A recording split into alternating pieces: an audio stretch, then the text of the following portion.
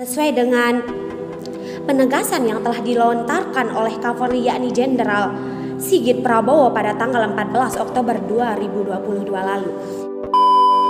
Irjen Teddy Minahasa pada waktu itu dia terjerat kasus penggunaan narkoba sebanyak 5 kg. Nah, dipidana dengan penjara paling lama 1 tahun. Namun apabila penyalahguna tersebut terbukti menyalahgunakan narkoba, maka ia harus menjalani rehabilitasi.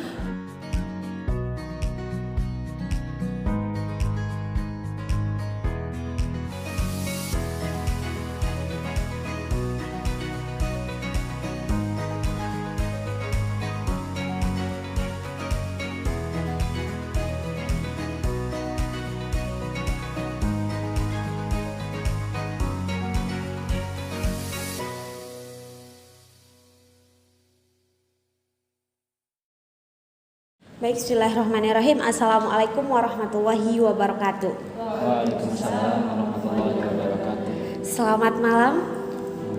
Selamat datang di acara diskusi kita pada malam hari ini. Nah, pada diskusi kali ini kita akan mengulas tentang kasus penindakan tegas terhadap polisi yang melanggar aturan tanpa memperdulikan pangkat. Sesuai dengan penegasan yang telah dilontarkan oleh Kapolri yakni Jenderal Sigit Prabowo pada tanggal 14 Oktober 2022 lalu. Nah, sebelum kita memulai acara, perkenalkan terlebih dahulu saya Hani Soraya sebagai moderator yang akan memandu jalannya acara kita pada malam hari ini. Oke, nah pada diskusi malam ini kami mengundang beberapa finalis yang luar biasa yang sudah menyediakan waktunya untuk kita dan memberikan tanggapannya. Nah, langsung saja perkenalkan di sebelah saya ada Bapak Hirwan Jayadi selaku pengamat hukum. Selamat malam Bapak Hirwan Jayadi. Wah, bagaimana kabarnya Pak? Alhamdulillah sehat. Alhamdulillah, wah, terlihat berseri-seri sekali ya menonton Bapak Hirwan Jayadi. Nah, selanjutnya di samping Bapak Hirwan Jayadi ada Saudari Husnul Khatimah selaku perwakilan dari tokoh masyarakat. Selamat malam Saudari Husnul. Nah, langsung saja di sebelah kiri saya ada dua dosen cantik dari Fakultas Hukum, Bu Adel dan Bu Intan. Selamat malam Bu.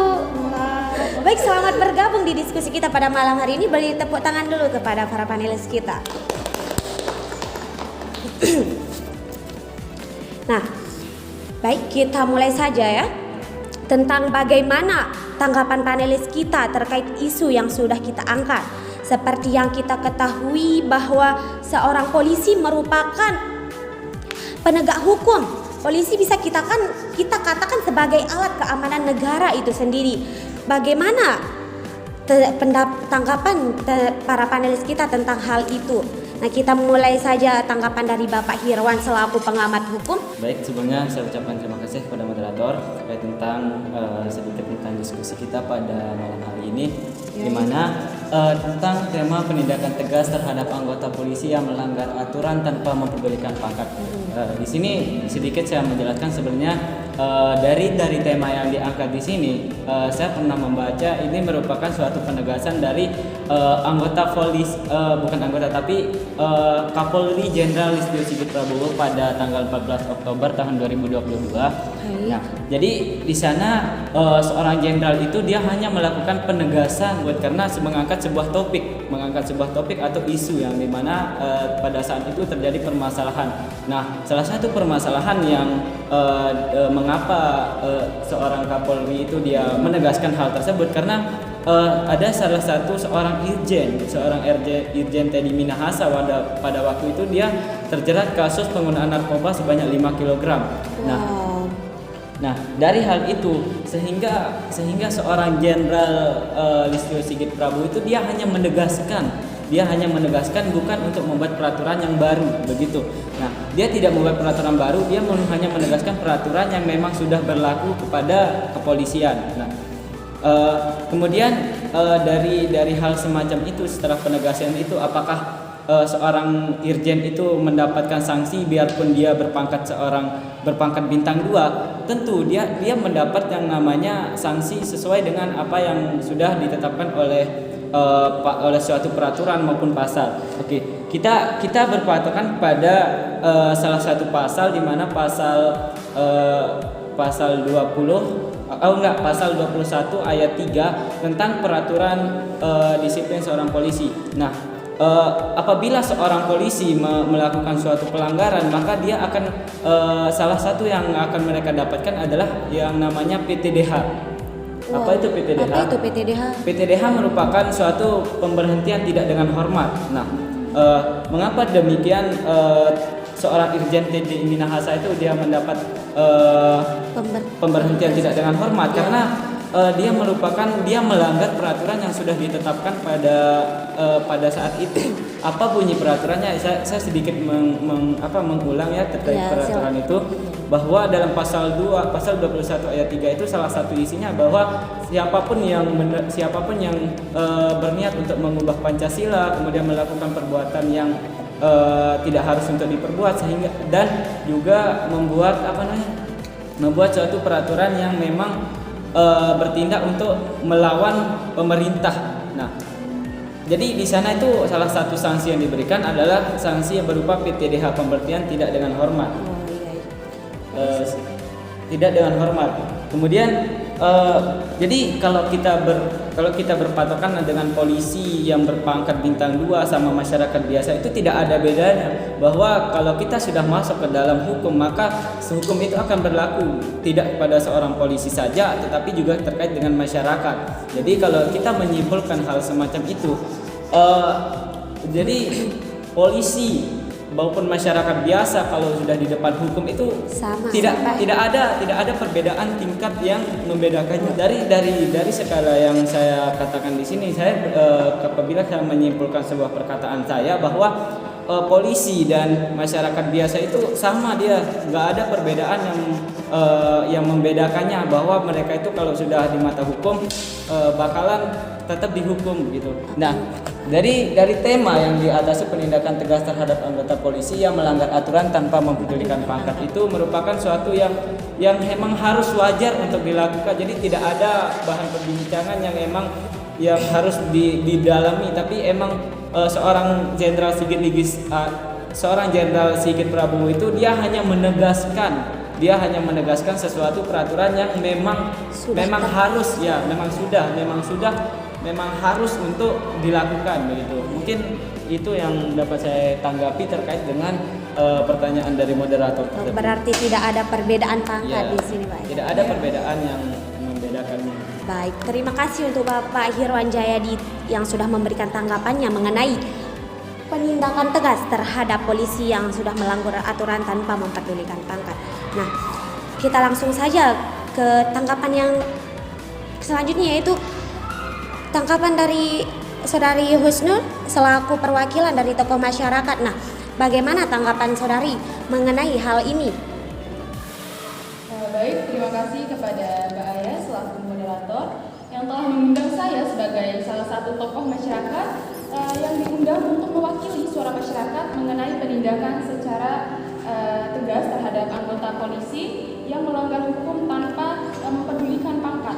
Nah, di sini seperti yang kita ketahui bersama bahwa kepolisian ini menjadi salah satu garda terdepan dalam menjaga ketertiban, keamanan, dan ketentraman kita sebagai masyarakat. Nah, namun hal tersebut menurut kami sebagai masyarakat ini hal tersebut tidak berlaku untuk saat ini, malah yang terjadi itu justru sebaliknya. Nah, di mana kepercayaan kami sebagai masyarakat kecil ini terhadap instansi kepolisian ini semakin berkurang. Tapi hal tersebut tidak terjadi tanpa sebab, melainkan banyak sekali kejadian yang mendasarinya. Nah, ada banyak kejadian-kejadian yang saya lihat di berbagai media sosial. Contoh kecilnya adalah bahwa terdapat yang sempat viral atau minggu kemarin itu kasus seorang korban perampokan di Jakarta Timur yang dimarahi oleh polisi saat melapor, dan yang kedua adalah kasus di Riau, seorang ibu korban pemerkosaan dimarahi oleh 2 oknum polisi, dan yang sempat viral kemarin di berbagai media sosial adalah kasus mahasiswi Universitas Brawijaya yang bunuh diri akibat dihamili oleh kekasihnya yang merupakan seorang anggota kepolisian juga. Nah, di sini Miris sekali. Kasus-kasus ini memang diusut dan beberapa diantaranya selesai sesuai dengan hukum yang ada. Namun masalah tersebut tidak lepas dari pandangan masyarakat, di mana sebelum adanya protes atau keluhan dari masyarakat di sini, kasus-kasus ini juga banyak yang belum terselesaikan. Ada banyak kasus-kasus yang diabaikan oleh para anggota kepolisian. Kemudian karena di sini kita mengetahui semua bahwa kita sebagai negara dengan pendirian teguh terhadap Pancasila, nah di mana pada isi sila kelima ini yang mengungkapkan bahwa keadilan sosial bagi seluruh rakyat Indonesia, nah yang berarti mengungkapkan bahwa kita sebagai warga negara Indonesia ini harus memiliki keadilan setara dan bersikap sosial dan tidak membeda-bedakan antara yang memiliki kedudukan tinggi maupun yang tidak. Nah, dan ironisnya mengingat bahwa pemerintah selalu menggambarkan bahwa kita di Indonesia ini adalah negara hukum, tapi protes masyarakat ini sering bermunculan. Bahkan pada tahun kemarin, pada tahun 2021 pada bulan Oktober ini muncul tagar percuma lapor polisi dan tidak percaya polisi.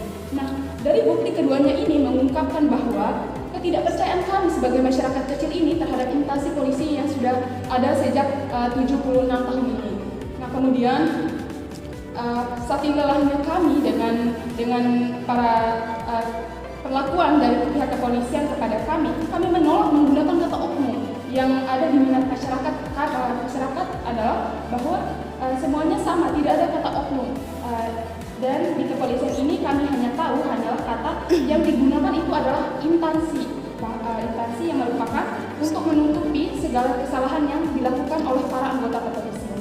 Lantas apakah menurut Saudari Husnul sendiri perlakuan polisi itu buruk semua? Apakah tidak ada hal positif yang dilakukan di sana? Menurut saya pribadi, dari semua hal yang dilakukan oleh polisi itu tidak semuanya itu bersifat negatif. Ada banyak sekali sifat-sifat positif yang telah dicapai oleh pihak polisi. Namun hal positif tersebut perlahan tertutup oleh hal-hal negatif yang dilakukan oleh para polisi. Nah, kemudian seperti yang kita ketahui bahwa kepercayaan bukanlah hal yang sepele. Untuk menumbuhkan kepercayaan masyarakat itu dibutuhkan waktu yang tidak sebentar.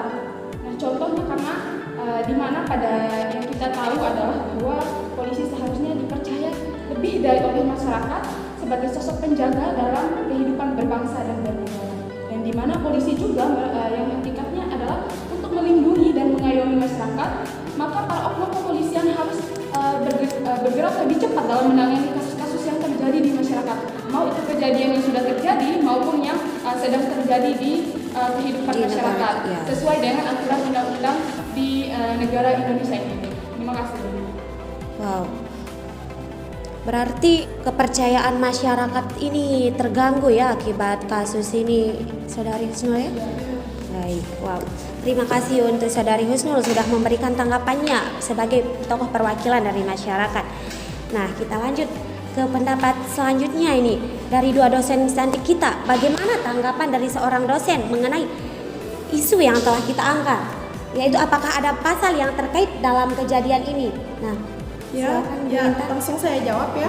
Tentu saja ada ya. Dalam hukum pidana bagi anggota kepolisian yang menyalahgunakan narkotika dan psikotropika itu sudah diatur dalam peraturan perundang-undangan nomor 35 tahun 2009 tentang narkotika yang tercantum dalam pasal 127 ayat 1 mengenai penyalahgunaan narkotika, yaitu yang pertama itu narkotika golongan 1 bagi diri sendiri dipidana dengan pidana penjara paling lama 4 tahun. Yang kedua, narkotika golongan kedua bagi diri sendiri dipidana dengan pidana penjara paling lama 2 tahun, dan narkotika golongan 3 dipidana dengan penjara paling lama 1 tahun.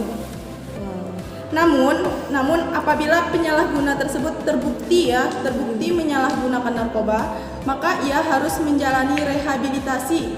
Nah, ini setara dengan pasal 127 ayat 1, yakni apabila penyalahguna tersebut sudah terbukti menyalahgunakan narkoba, maka ia harus menjalani rehabilitasi medis dan rehabilitasi sosial.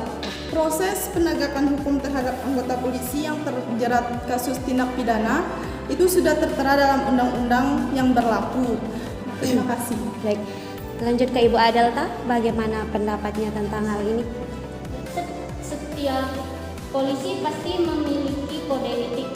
Kode etik anggota Polri juga tercantum dalam peraturan Kepala Kepolisian Republik Indonesia nomor 7 tahun 2006. Sidang etik dilakukan oleh Komisi Kode Etik Polri terhadap polisi yang melanggar Kode Etik Profesi Polri atau yang tercantum dalam pasal 12, pasal 13 dan pasal 14 Peraturan Pemerintah nomor 1 tahun 2003 tentang pemberhentian anggota Polri serta pasal 13 Peraturan Pemerintah nomor 2 tahun 2003 tentang peraturan disiplin anggota Polri. Ketika ada anggota Polri yang melanggar aturan, ketika ada anggota Polri yang melanggar kode etik, maka akan ditindaklanjuti oleh Komisi Kode Etik Polri. Komisi Kode Etik Polri itu sendiri merupakan suatu wadah yang dibentuk di lingkungan Polri yang bertugas untuk melakukan pemeriksaan dalam pelanggaran itu. Persidangan pelanggaran kode etik profesi Polri serta pelanggaran lainnya sebagaimana yang telah diatur dalam peraturan perundang-undangan. Mungkin itu saja. Wow. Terima kasih dua ibu dosen cantik yang telah memberikan tanggapannya mengenai penindakan tegas terhadap anggota polisi yang melanggar aturan tanpa memperdulikan pangkat.